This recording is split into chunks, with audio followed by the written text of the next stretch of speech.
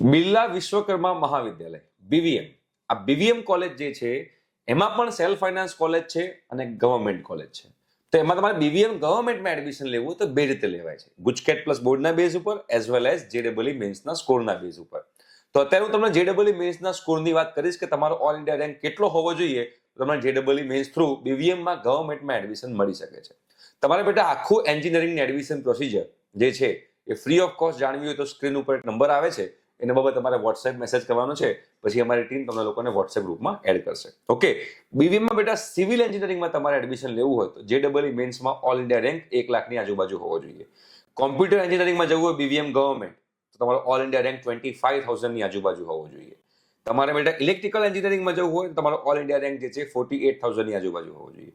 તમારે ઇલેક્ટ્રોનિક્સમાં જવું હોય તો 31,000ની આજુબાજુ, મિકેનિકલમાં 58,000ની આજુબાજુ અને પ્રોડક્શન એન્જિનિયરિંગમાં 6 લાખની આજુબાજુ રેન્ક હોય તો તમને બીવીએમમાં આ બધી બ્રાન્ચમાં એડમિશન મળી શકે છે.